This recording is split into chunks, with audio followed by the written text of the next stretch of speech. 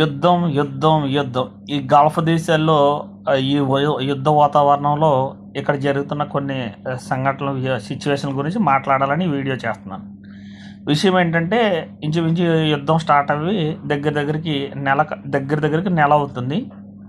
ఈ నెల రోజుల్లో కూడా ఈ గల్ఫ్ దేశాల్లో ఉన్నటువంటి ఈ దేశ పౌరులకు కానీ, ఈ దేశాలకి వలస వచ్చిన, ఈ దేశాలకి ఉపాధి కోసం వచ్చిన, వ్యాపారాల కోసం వచ్చిన విదేశస్తులకు కానీ ఎవ్వరికి కూడా ఎటువంటి చిన్న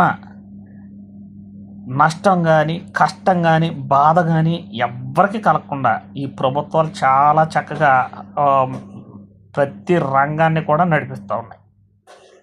వైద్య రంగం కానివ్వండి, లేదంటే ఈ వ్యాపార రంగాన్ని కానివ్వండి, ఏది పరిస్థితులైనా అలర్ట్గా ఉండి అన్ని రకాలుగాను అందరికీ సహకారంగా ఉంటుంది.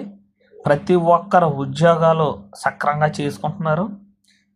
ప్రతి ఒక్కరు కూడా వాళ్ళ జీవనాన్ని చాలా బాగా ఏ టెన్షన్ లేకుండా గడుపుతూ ఉన్నారు.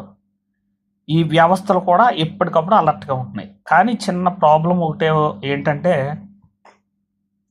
ఈ ఎయిర్పోర్ట్లు కొన్ని రోజులు తాత్కాలికంగా మూసేయటం వల్ల, ఫ్లైట్లు రాకపోకలు లేకపోవడం వల్ల ఎవరైనా విదేశాలు, ముఖ్యంగా మన ఇండియా చెప్పుకుంటే, గమ్మున ఏదన్నా అర్జెంట్ ఉండి, ఏదన్నా అవసరం ఉండి, కొన్ని పరిస్థితులు అర్జెంట్గా వెళ్ళాలంటే మాత్రం వాళ్ళు చాలా ఇబ్బంది పడే పరిస్థితి అదుగుతుంది.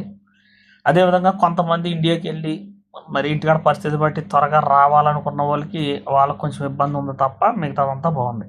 కానీ కువైట్ జజీరా ఎయిర్వేస్ అయితే మాత్రం సౌదీ నుంచి విదేశాలకి ఫ్లైట్లు నడుపుతూ ఉంది. నాకు తెలిసి ఇండియాకి అయితే మాత్రం బెంగళూరుకి నడుపుతున్నట్టుంది.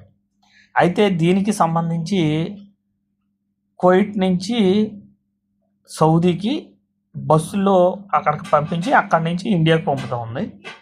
అయితే ఈ సౌదీ వీసా కావాలి కనుక వీటన్నిటికీ కలిపి 350 నుంచి 400 దినాల వరకు ఛార్జ్ చేస్తున్నట్టు వార్తలు చూసాం.